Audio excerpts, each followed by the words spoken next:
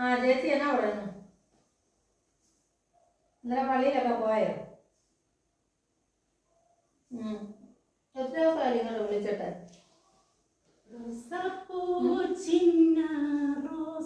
എന്നാ നീ ഇവിടെ ഇല്ലായിരുന്നു? ഞാനിവിടെ ഉണ്ട്. ഞാനവിടെ പോകാനാ. ഞാനിവിടെ നിന്നും പോരാ. ഞാൻ ഈ വീട്ടിലുണ്ട്. 2 ദിവസം വിളിച്ചില്ലെന്നോ? 2 ദിവസം വിളിക്കാൻ ഞാൻ പള്ളിയിൽ പോയിരിക്കുകയായിരുന്നു. ഞാനിവിടെ ഉണ്ടായിരുന്നു. ആ പിന്നെ അനിയത്തിമാരൊക്കെ വിളിക്കാറുണ്ടോ? പോയിരിക്കുകയായിരുന്നു പള്ളിയിൽ. ആ പിന്നെ അവിടെ പോകണം ചേച്ചി. നല്ല ഇതാ കേട്ടോ പോണേ.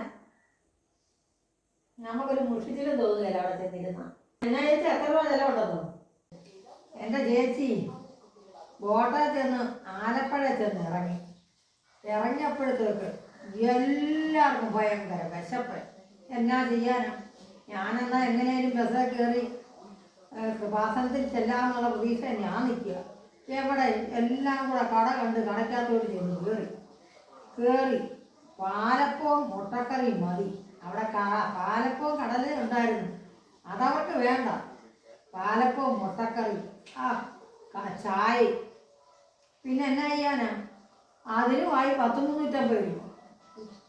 പിന്നെ അതും മേടിച്ച് കഴിച്ച് വണ്ടിയെ കയറി. എൻ്റെ പൊന്നു ചേച്ചി 12,000 രൂപ മേളിൽ ചിലവാണ്. ഞാൻ ഒരാളെ കൂട്ടി വിളിച്ചോണ്ട് ചുമ്മാതെ. ഞാൻ ഒറ്റയ്ക്ക് പോയിരുന്ന 10 പൈസ ചിലവിലായി തിരിച്ചു തരാം. ആ പള്ളിയിൽ വലിയ ചിലവൊന്നുമില്ല. ഞങ്ങൾ വണ്ടിക്കൂലി കൊടുത്തതും രാവിലെ കാപ്പി കുടിച്ചതും ഉച്ചയ്ക്ക് ബിരിയാണി. നമുക്ക് എന്നാ കഴിക്കണമെന്ന് ഞാൻ ചോദിച്ചു ഉച്ചയ്ക്ക് കയറിയപ്പോൾ. എനിക്ക് ബിരിയാണി മതിയെന്ന് പറഞ്ഞു. പിന്നെ നമ്മൾ എന്നാ പറയാനേ, ഒരു ബിരിയാണിക്കാണ് 200 രൂപ. ഞങ്ങൾ 4 പേര് കൂടി പോയി. 800 രൂപ ബിരിയാണിക്ക് തന്നെ.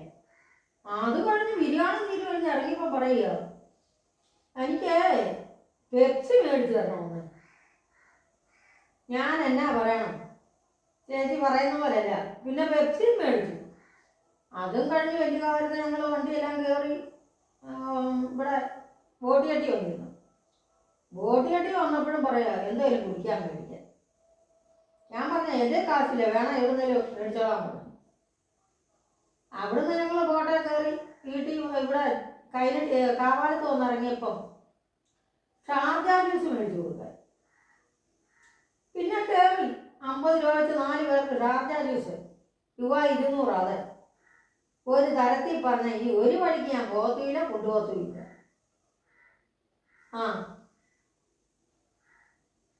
എൻ്റെ ചേച്ചി വരുവാണ് കേൾക്കും. കേട്ടാ എനിക്ക് സ്വസ്ഥത തരികയില്ല. ഞാൻ വെച്ചേക്കട്ടെ എന്നാ? എന്നാ ശരിയായിക്കോ. അല്ല, ആരോടെ ഈ തിരിഞ്ഞിരുന്ന് വർത്താനം പറഞ്ഞുകൊണ്ടിരിക്കണേ? ഞാനിവിടെ ഉണ്ട്, ഇതെല്ലാം കേട്ടിട്ട് തന്നെ നിൽക്കണത്. എന്നോട് ഇന്നലെ എന്നിട്ട് പറഞ്ഞേ.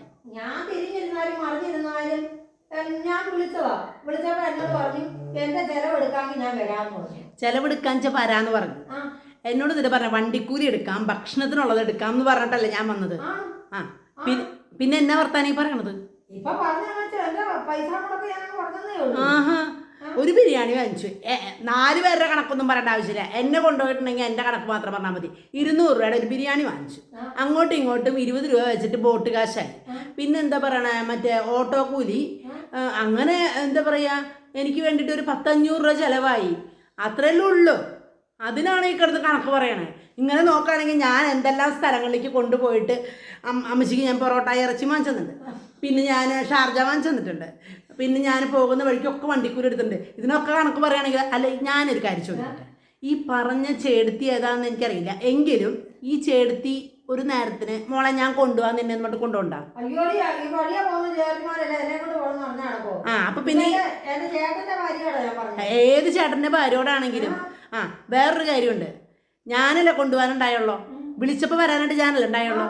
അപ്പം അതിനൊരു 500 രൂപ എടുത്തോണ്ട് വലിയ പ്രശ്നമൊന്നുമില്ല. ഇത് വിളിച്ചോണ്ട് പോയിട്ട് ഇപ്പം സത്യം പറയാൻ ഞാൻ പോയി തന്നെ വെറുതെ ആയിരുന്നു. ഇനി ഞാനൊരു വഴിക്ക് വിളിച്ചാൽ ഞാൻ വരത്തില്ല കാര്യം ഞാൻ പറഞ്ഞേക്കാം. അല്ല പിന്നെ എവിടെയോ കിടക്കണ ഒരു ചേട്ടത്തിയോട് വിളിച്ച് പറഞ്ഞുകൊണ്ടിരിക്കുക എന്നെ കൊണ്ടുപോയ കണക്ക്. വെറുതെ എന്ന് പറഞ്ഞാൽ എന്നോട് വന്നിട്ട് ചോദിച്ചു എൻ്റെ കൂടെ നിന്ന് ആലപ്പുഴ വരെ വരാമോന്ന്. ഞാൻ എൻ്റെ ഗതിക്ക് ഞാൻ പറഞ്ഞു ശരി ഞാൻ വന്നോളാം, ഞായറാഴ്ചയല്ല ഞാൻ പോന്നോളാം എന്നും പറഞ്ഞു. ഇവിടെ പള്ളിയിൽ പോകേണ്ട ഞാനുണ്ട്, ഇവിടുന്ന് ആലപ്പുഴ വരെ പോയി ഈ എല്ലാ സന്നാഹത്തിനും കൂടി ഒരുമിച്ച് കൊണ്ടുപോയി കയ്യോ കാലോ കേട് വരാണ്ട് ഇവിടെ വരെ തിരിച്ചെത്തിച്ച് കഴിഞ്ഞാൽ ഇപ്പോൾ പാട്ടല്ലാണ്ട് വേറൊന്നുമില്ല. ഒന്ന് ആലോചിച്ച് നോക്ക്. വെറുതെ ഇരുന്ന വയ്യാവര് തല കയറ്റി വെച്ചെന്ന് പറഞ്ഞ പോലെയായി ഇപ്പോൾ അത് കാര്യങ്ങൾ. അല്ല പിന്നെ എങ്ങനെ ഇവരുടെ കൂടെ ഞാൻ പോകും?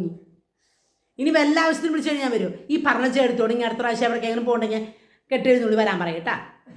ഞാനേ എനിക്ക് ഒരുപാട് അനിയത്തിമാരുണ്ട്, അവരൊക്കെ വിളിച്ചോണ്ട് പോവാൻ മേലാഞ്ഞിട്ടല്ല, അവർക്കൊക്കെ ഓരോ പണിയുണ്ട്. അതപ്പൊ എനിക്കാണോ പണിയില്ലാണ്ട് അവിടെ വെറുതെ കുത്തിരിക്കാണ്. എനിക്ക് തൊട്ട് മുറ്റത്ത് കിടക്കുന്ന എന്റെ മോന്റെ ഭാര്യയാണ്. അതെ, അങ്ങനെ അങ്ങ് പറഞ്ഞിട്ട് ഓസിയിൽ ആസിഡ് കുടിക്കാനായിട്ട് നിങ്ങളെപ്പോലെ ഒരെണ്ണം എൻ്റെ പൊന്നെ ഇങ്ങനത്തെ അമ്മായിമാരെന്ന് ആർക്കുണ്ടാവരുത്.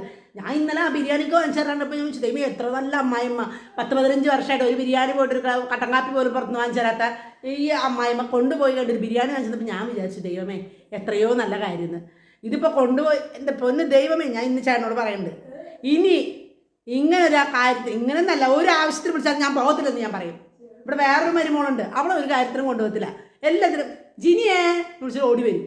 ഓ എന്ത് കഷ്ടമാണ് നോക്ക്. ഇതാണ് പറയണത്. ഇന്ന് ഈ പണ്ടുള്ളവർ പറഞ്ഞിട്ടല്ലേ ഒരു കൊച്ചു കുഞ്ഞിന് പോലും സഹായത്തിന് പോകരുതെന്ന്. സത്യമായിട്ടുള്ള കാര്യമാണ്. അതുമല്ല രസം.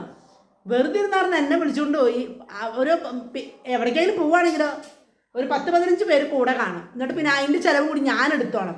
ഞാനിവിടെ എല്ലാ ആവശ്യത്തിന് പോകുമ്പോൾ അങ്ങനെ ചെയ്യാറ്. ആദ്യമായിട്ട് ഒരു കാര്യം ചെയ്ത് എൻ്റെ പൊന്നു ദൈവം ഇനി ഞാൻ ഇവരുടെ കൂടെ പോകും. ഒരു കാരണവശാലും പോകരുതേ. ഈ കണ്ടുകൊണ്ടിരിക്കുന്നവരോടും പറയാം, നിങ്ങളുടെ അമ്മായിമാരങ്ങനെ എങ്ങോട്ടെങ്കിലും പോവാന്ന് പറഞ്ഞിട്ടുണ്ടെങ്കിൽ കൂടെ കുറച്ച് പൈസ കരുതിക്കോണം. ഇല്ലെങ്കിൽ ഇതുപോലുള്ള കാര്യങ്ങൾ കേൾക്കേണ്ട വരുള്ള കാര്യം ഞാൻ പറഞ്ഞേക്കാം.